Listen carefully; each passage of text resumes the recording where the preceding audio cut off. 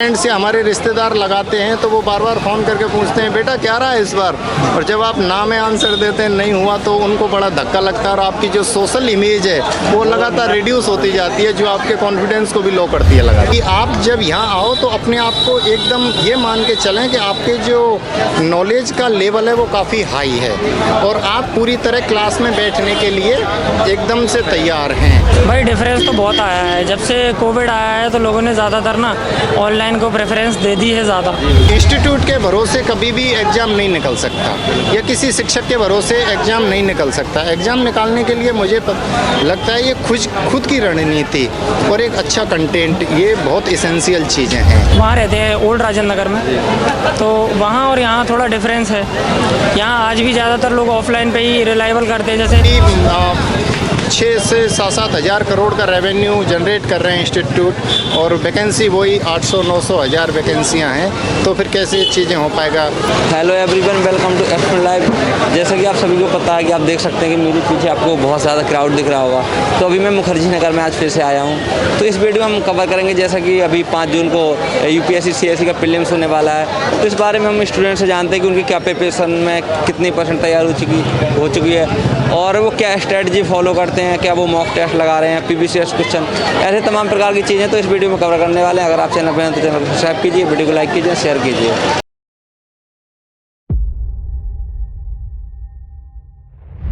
सबसे पहले भैया अपना नाम और आप किस चीज़ की प्रिपरेशन? अच्छा, मेरा नाम चंदर सिंह है, सिविल एस्पिरेंट हूँ। आप भैया? मेरा नाम कपिल है और मैं सिविल एस्पिरेंट नहीं हूँ, मैं जनरल कंपटीशन एग्ज़ाम के लिए। तो जैसा कि आपने बताया आप सिविल एस्पिरेंट हैं, तो जो अभी हाल में मतलब PT होने वाला है 5 जून को, तो उसके आप दे रहे हैं इस बार? नहीं, इस बार मैं PT दे रहा हूँ। तो इसके पहले भी आप अटैम्प्ट दे चुके हैं? आपका फर्स्ट अटैम्प्ट दे चुका हूँ, लेकिन पिछले जो कोविड का सेशन चला है उसने पूरी प्रिपरेशन को एकदम से इम्बैलेंस कर दिया है और अब नए सिरे से तैयारी में जुटे हैं और ऑलरेडी मैं सिलेक्टेड हूँ गवर्नमेंट सेक्टर में, UPSC में नहीं हूँ एक्चुअली। तो शेयर कर सकते हैं आप किस चीज़ में? नहीं सॉरी टू से, लेकिन इस बार प्रिपरेशन अच्छी है, तो let's see. S dream offer के बारे में आपको पता ही होगा कि अनअकैडमी बहुत सारे UPSC की कोर्सेज के सब्सक्रिप्शन देते हैं जो UPSC प्रिपरेशन में काफ़ी हेल्पफुल होते हैं। अभी अनअकैडमी के कोर्सेज पर 20% का ऑफ चल रहा है, मतलब अगर आप 12 मंथ का या प्लस कॉम्बो लेते हैं तो उसका एक्चुअल प्राइस 55,517 रुपये होता है, लेकिन 10% डिस्काउंट के बाद आपको यह 49,965 रुपये के साथ ही मिलेगा। साथ ही अभी IAS ड्रीम ऑफर के तहत अभी इन कोर्सेज पर 3 महीने का एक्स्ट्रा सब्सक्रिप्शन मिलेगा। सेम इसी तरह से 18, 24 या 36 मंथ के प्लान पर भी आपको 3 महीने का एक्स्ट्रा सब्सक्रिप्शन मिलेगा। सब्सक्रिप्शन लेने के लिए मेरा कोड SPEN2022 यूज जरूर करें, जिससे आपको 20% डिस्काउंट मिलेगा और साथ ही एक्स्ट्रा आपको 3 महीने का सब्सक्रिप्शन भी मिलेगा। तो देरी ना करें, लिंक वीडियो के डिस्क्रिप्शन में, वहाँ पे जाके आप इनरोल कर सकते हैं। अभी आप जैसे आपने बताया एग्जाम दे रहे हैं, तो उसके लिए आप क्या स्ट्रैटेजी फॉलो कर रहे हैं? अभी सेल्फ स्टडी कर रहे हैं, क्योंकि कोचिंग इंस्टीट्यूट तो किसी को भी ले लो सब वही रटाया है, सब वही रिपीट है। हाँ, कोचिंग मैंने की हुई है और कोचिंग का जो कंटेंट है वो तो है ही है, लेकिन अपनी सेल्फ स्टडी से जो अपना खुद का मटेरियल है उसको ज़्यादा से ज़्यादा रिवाइज किया जा रहा है और ऑब्जेक्टिव प्रिपरेशन है, ऑब्जेक्टिव प्रिपरेशन को ज़्यादा फोकस में करके चीज़ों को तैयार किया जा रहा है, क्योंकि PT की जो प्रिपरेशन है एकदम से डिफरेंट है बजाय मेंस के। तो पहले PT पर पूरी तरह से फोकस है, क्योंकि अब एकदम क्लोज आ गया है, तो एकदम से प्रिपरेशन PT के लिए आपको अभी किसी कोचिंग इंस्टीट्यूट का जैसे मॉक टेस्ट है और टेस्ट सीरीज वगैरह जो होती हैं और फिर भी सर क्वेश्चन पेपर जो भी चीज़ें हैं उनका आप क्या करते हैं? नहीं, मैं किसी कोचिंग इंस्टीट्यूट को प्रमोट भी नहीं करना चाहता और मेरे बोलने से उनको प्रमोशन मिलेगी भी नहीं, क्योंकि मेरे पास ऐसा कोई प्लेटफॉर्म भी नहीं है अभी। तो आप मतलब शेयर कर सकते हैं कि हाँ मैं यूज कर रहा हूँ, नाम मत लीजिए। नहीं, हाँ ऐसा नहीं है, आपको मॉक टेस्ट वगैरह तो देने ही पड़ते हैं और अपनी जो खुद की डेप्थ है, अपनी खुद की पोटेंशियल है वो पता चल जाती है कि आप कितने पानी में हैं। और मॉक टेस्ट तो सबको ही देने चाहिए आई थिंक, क्योंकि अपना खुद की जो लेवल है वो पता चल जाता है। और PT की जब प्रिपरेशन हमारी कंप्लीट हो जाती है आफ्टर PT, तो मेंस के लिए प्रिपरेशन स्टार्ट स्टार्ट करेंगे। तो अभी तक आपने जैसे बताया कि प्रीलिम्स की आपने प्रिपरेशन करी, तो इसके पहले क्या आपने अभी तक मेंस का अभी तक कुछ नहीं पढ़ा कि आपने सोचा कि मेरा प्रीलिम्स का पेपर हो जाएगा उसके बाद मैं मेंस का स्टार्ट करूँ? नहीं, ऐसा नहीं है, ये तो साइमल्टेनियसली है, एकदम से अलग अलग तो नहीं कह सकते इसके। बस थोड़ा सा ये है कि इसमें एकदम डेटा बेस प्रिपरेशन है ये, इसमें हमें डेटा को ज़्यादा से ज़्यादा कलेक्ट करना है और वो सब्जेक्टिव है, वो एकदम से चीज़ों को डिस्क्राइब करने वाला पेपर है तो मटेरियल एक ही। अब एक तो ऑब्जेक्टिव है, एक सब्जेक्टिव है। ऑब्जेक्टिव में हमें ज़्यादा से ज़्यादा डेटा कलेक्ट करना है और जब हमारे पास अच्छा डेटा होता है तो पीटी में हम एक अच्छे कॉन्फिडेंस के साथ बैठते हैं और जितने और कॉन्फिडेंस नॉलेज से ही आएगा, वो ऐसे इजीली बनिए की दुकान से तो नहीं मिल जाता, वो खरीद लो, हाँ वो नहीं होगा। तो एक डेटाबेस नॉलेज कलेक्ट करने के लिए प्रेजेंट में प्रिपरेशन चल रही है। तो जैसे कि अभी आपका मीडियम क्या है? हिंदी मीडियम है। तो देखा गया है और काफ़ी लोगों से मैंने सुना भी है कि हिंदी मीडियम वालों को सी सेट में प्रॉब्लम आती है, तो आप सी सेट के लिए अभी क्या कर रहे हैं? आप अभी पढ़ रहे हैं या बाद में सोचा है क्या इस पे? ऐसा कुछ नहीं है, एक छोटा सा मूवमेंट हुआ था 2014 में और उसके बाद सी सेट को केवल पासिंग, हाँ पासिंग मार्क कर दिया। क्वालिफाई अगर हम कर लेते हैं और अगर कोई सी सेट में क्वालिफाई भी नहीं कर पाता है तो मुझे लगता है कि वो सिविल एक्सपीरियंट के लेवल का एक्सपीरियंट नहीं हो सकता है, क्योंकि उसमें जॉब में बहुत डाइवर्सिटी है, तो एक नॉलेज का लेवल इतना तो होना चाहिए हम किसी भी पेपर को क्वालिफाई कर सकें। तो मुझे नहीं लगता किसी भी मीडियम के स्टूडेंट को या किसी भी बैकग्राउंड के स्टूडेंट को सी सेट को क्वालिफाई करने में प्रॉब्लम होती आप होगी। क्या करते हैं सी सेट? सॉरी, आप मतलब सी सेट के लिए अभी कैसे प्रिपेयर कर रहे हैं? नहीं, प्रिपरेशन अच्छी है, उसके लिए मॉक टेस्ट दिए हैं और कोचिंग इंस्टीट्यूट के जो मटेरियल्स हैं उनको रिवाइज करते हैं और mostly mock test sufficient, more than sufficient. जैसे कि अभी कोचिंग जैसे कि भी बंद हो गई थी, फिर वो बंद हुई, तो क्या आप घर गए थे? हाँ, घर गया था, लौट के भी आ गया इस था। पे मतलब स्टडी पे क्या प्रभाव पड़ा? आप घर आए गए जाए? बिल्कुल, एक इरेगुलरिटी तो होती ही है और घर पे भी एकदम से बंद हो गए थे पूरी तरीके से। हम एक बाहर आने जाने का, रिसोर्सेज का वो प्रॉपर नहीं, कम्युनिकेशन बहुत ज़्यादा नहीं हो पाया, लोगों से गैप हो गया और एक मेजॉरिटी होती है, कंपनी होती है दोस्तों की, वो भी ख़त्म हो गई थी। और 2-3 चीज़ें तो इस प्रिपरेशन के दौरान बहुत इसेंशियल हैं, अपने दोस्तों की कंपनी, अच्छा मटेरियल, एक अच्छे मेंटर के साथ लगातार टच में बने रहना। जब ये सारी चीज़ें ख़त्म होती हैं तो ऑब्वियसली प्रिपरेशन पे तो इफेक्ट इस चीज़ का पड़ता ही है। बिल्कुल। तो जैसे भैया बात करें अभी मुखर्जी नगर में, जैसे आप वापस आए तो आपको अब क्या लगता है कि जो स्टूडेंट घर गया था लॉकडाउन में, जो भी चीज़ें थी, तो आपको लगता है कि हाँ 100% स्टूडेंट या 80-90% स्टूडेंट वापस आ चुका है? नहीं, स्टूडेंट देखो वापस तो आया है, लेकिन ऐसा नहीं है कि वो एकदम स्टे ही करेगा। बहुत लोग ऐसे हैं, जैसे कुछ लोग हैं मेरे ओबियसली मेरे दोस्त लोग हैं, कहीं हैं वो अपने दोस्त के पास आए और प्रीलिम्स देंगे, वो वापस निकल जाएंगे। कुछ नए स्टूडेंट भी आ रहे हैं, एकदम फ्रेश स्टूडेंट हैं, कुछ ओल्ड स्टूडेंट हैं, वो तो घर पे ही नहीं गए, वो यहीं होल्ड किया उन्होंने काफ़ी। तो ये एक मिला जुला सा इसका तो मतलब परिणाम है। इसका एकदम 100% ये नहीं कह सकते कि 100% रूट आउट हो गए या 100% मतलब बैक आ गए। तो एक एवरेज मार्केट बनी हुई है, कोचिंग इंस्टीट्यूट भी दोबारा से खुल गए, दोबारा से वही मतलब एक कैपिटलिज्म अपना जोर पकड़ रहा है। और बस ये कि इंस्टीट्यूट का तो एक मकसद होता है कि ज़्यादा से ज़्यादा स्टूडेंट को हायर करें, बेशक उनके पास मटेरियल नहीं है। सबसे मेरा एक व्यक्तिगत मशवरा भी है, और व्यक्तिगत मशवरा ऐसा नहीं है कि ये मानना ही चाहिए, एक मेरी निजी राय है ये कि इंस्टीट्यूट के भरोसे कभी भी एग्ज़ाम नहीं निकल सकता या किसी शिक्षक के भरोसे एग्ज़ाम नहीं निकल सकता। एग्ज़ाम निकालने के लिए मुझे लगता है ये खुद की रणनीति और एक अच्छा कंटेंट, ये बहुत इसेंशियल चीज़ें हैं। अगर आप एक मोटी फीस दे के एक बहुत नामी टीचर का साथ लेके बहुत बड़े कोचिंग इंस्टीट्यूट में अपना एडमिशन लेके अपने पेरेंट्स को श्योर कर दो कि मेरा हो जाएगा, तो ये आई थिंक बेईमानी होगी। अभी 6 से 7-7 हज़ार करोड़ का रेवेन्यू जनरेट कर रहे हैं इंस्टीट्यूट और वैकेंसी वही 800-900 हज़ार वैकेंसियाँ हैं, तो फिर कैसे चीज़ें हो पाएगा। कई 6 लाख 7 लाख बच्चे पेपर देते हैं हर साल, 15,000 मेंस के लिए लिस्टेड होते हैं, उसमें से 3,000 इंटरव्यू के लिए लिस्टेड होते हैं, 1,000 तो 0 पॉइंट कुछ का एकदम एवरेज है।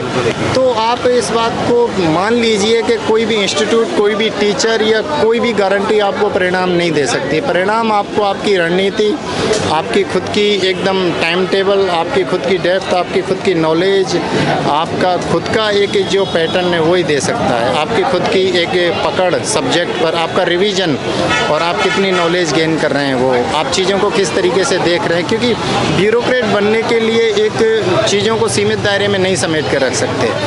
आपको नज़रिया, क्योंकि ये बुक बेस्ड एग्ज़ाम है ही नहीं, ये बुक बेस्ड बाहर का जितना नॉलेज बाहर से ही मतलब नहीं है दोस्त। तो मुझे लगता है कि आपको एक इंटेलेक्चुअल होना पड़ता है, आपकी तार्किकता कितनी है, आप कितने बड़े डिसीजन मेकर हैं। क्योंकि आप जब यूपीएससी कभी भी है बुक्स का क्वेश्चन आते ही नहीं है कि जैसे कि सेम बुक्स में, तो अब नहीं, बुक बेस्ड क्वेश्चन एक्चुअली पूछते हैं, लेकिन आपसे यूपीएससी ये होप नहीं करता कि आप बुक बेस्ड क्वेश्चन दें। वो आपकी निजी राय पूछता है, और निजी राय भी आप ये मान लीजिए कि आपको 3 घंटे होते हैं और नियर अबाउट 4000 वर्ड्स हैं आपको जो अपनी नोटबुक में लेके आने हैं। तो टाइम, स्पीड और मटेरियल का भी लेवल अच्छा होना चाहिए। आप किस तरीके का लेके आ रहे हैं, लेके जा रहे हैं। तो आपकी प्रिपरेशन कितनी भी अच्छी हो, वो 3 घंटे में आपकी परफॉर्मेंस है वो ज़्यादा मैटर करती है कि आपने अपना कितना दिया उसमें। दूसरा दोस्त, मेरा ये मानना है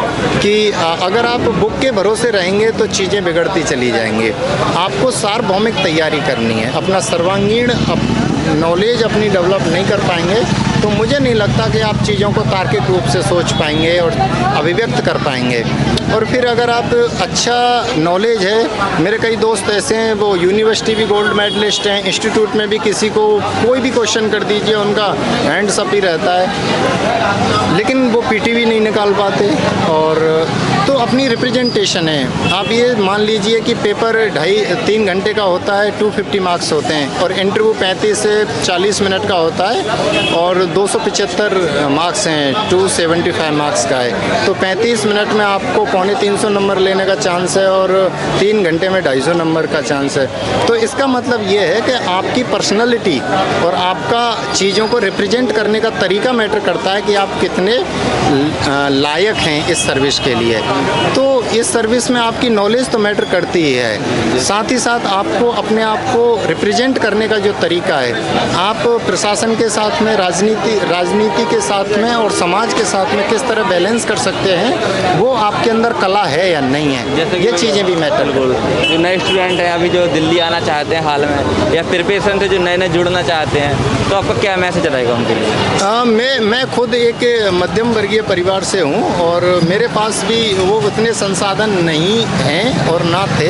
अभी मैं खुद अर्नर हूँ, गवर्नमेंट एम्प्लॉय हूँ, तो मैं कर रहा हूँ चीज़ें। लेकिन मेरी जो मैं अपनी बैकग्राउंड में देखूँ, मेरे कॉलेज मेट्स हैं या स्कूल मेट्स हैं, उनके पास 90% स्टूडेंट के पास वो रिसोर्सेज नहीं है, वो दिल्ली मुखर्जी नगर या राजेंद्र नगर के जो एक्सपेंडिचर हैं उनको अफोर्ड कर सकें।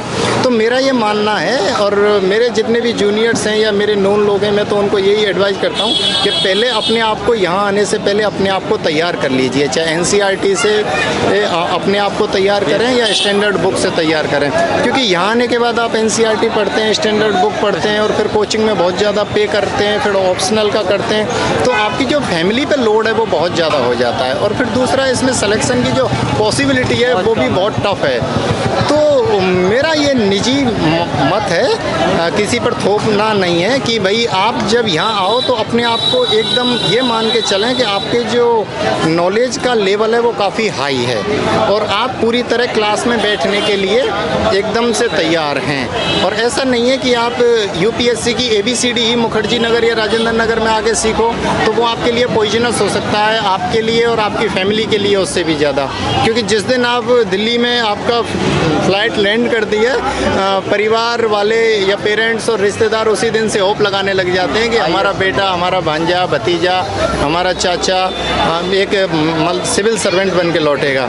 लेकिन जब उनकी उम्मीदें थोड़ी धूमिल होती हैं तो उनकी बहुत ज़्यादा तकलीफ़ होती है उनको, क्योंकि आकांक्षाएं वो दुखों का कारण है। अब जो उम्मीदें पेरेंट्स या हमारे रिश्तेदार लगाते हैं तो वो बार बार फ़ोन करके पूछते हैं, बेटा क्या रहा है इस बार, और जब आप ना में आंसर देते हैं नहीं हुआ तो उनको बड़ा धक्का लगता है और आपकी जो सोशल इमेज है वो लगातार रिड्यूस होती जाती है, जो आपके कॉन्फिडेंस को भी लो करती है लगातार। भैया आपका नाम?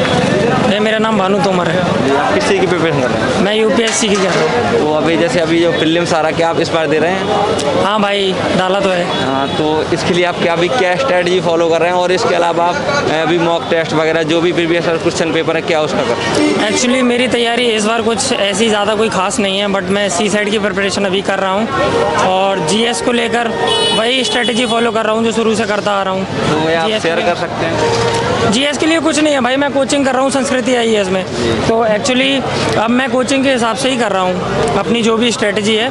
कोचिंग वाले जैसे बता रहे हैं, जैसे कि उनका साइंस एंड टेक ख़त्म हो गया है तो मैंने साइंस एंड टेक अभी रिवीजन कर रहा हूँ। उसके बाद आपका ज्योग्राफी चल रहा है तो मैं ज्योग्राफी साथ साथ में कर रहा हूँ, और पॉलिटी चल रहा है तो पॉलिटी भी साथ साथ कर रहा हूँ। मतलब ऐसा नहीं है कि कोई कोचिंग से हट के कर रहा हूँ, कोचिंग के हिसाब से ही कर रहा हूँ। बस ये है CSET मैं अपनी तरफ से मैनेज कर रहा हूँ। जैसे कि कोचिंग है आपने बताया, तो क्या आपका 100% जो कोर्स वगैरह था, सिलेबस वगैरह पूरा हो चुका है? नहीं भैया, अभी तो 50% भी नहीं हुआ। अभी मेरे सिर्फ 3 ही सब्जेक्ट कंप्लीट हुए, मतलब तीसरा चल रहा है। ज्योग्राफी, पॉलिटी और साइंस एंड टेक हो गया है। मॉडर्न हिस्ट्री ऑनलाइन कर चुके हैं। और जैसे कि इसके लिए आपने बताया कि अभी कोर्स भी कंप्लीट नहीं हुआ, तो आप क्या अभी सेल्फ स्टडी वगैरह करके कर रहे हैं? हाँ, सेल्फ स्टडी के बेसिस पे ही सोचा है देने के लिए, क्योंकि मैं इस बार एलिजिबल हूँ तो मैंने डाला है, देखते हैं क्या होता है। जी, तो इसके पहले आपने कोई अटैम्प्ट दिया कि फर्स्ट अटैम्प्ट होने वाला? नहीं भाई, मेरा फर्स्ट अटैम्प्ट है। तो आप यहाँ दिल्ली मुखर्जी नगर में कितने दिनों से रहकर तैयारी कर रहे हैं? भाई मैं एक्चुअली आया तो था जनवरी 2021 में, लेकिन लॉकडाउन की वजह से मैं फिर चला गया था, फिर आया था, फिर चला गया था। तो आपका ये आने जाने में, तो आपको क्या लगता है जैसे आने जाने में आपका कितना नुकसान हुआ? तो क्या जो मुखर्जी नगर में अभी आप देखते हैं तो क्या 100% स्टूडेंट जो पहले रहता था या जैसे IAS के हब नाम के मुखर्जी नगर जाना जाता है, तो आपको क्या लगता है कि वो आ गया है? भाई डिफरेंस तो बहुत आया है। जब से कोविड आया है तो लोगों ने ज़्यादातर ना ऑनलाइन को प्रेफरेंस दे दी है ज़्यादा, और मेरे साथ के काफ़ी दोस्त भी हैं, उन्होंने भी अपनी आधे से ज़्यादा कोचिंग ऑनलाइन कंप्लीट करी है। वो एक्चुअली वहाँ रहते हैं ओल्ड राजेंद्र नगर में, तो वहाँ और यहाँ थोड़ा डिफरेंस है। यहाँ आज भी ज़्यादातर लोग ऑफलाइन पे ही रिलायबल करते हैं, जैसे मैं भी उन्हीं में से एक हूँ। कोरोना से ये हुआ कि मेरी कोचिंग बहुत लेट हो गई, वरना अभी तक मेरा कोर्स पूरा कंप्लीट हो जाता। ऑल द बेस्ट, आपका सिलेक्ट। ठीक है, थैंक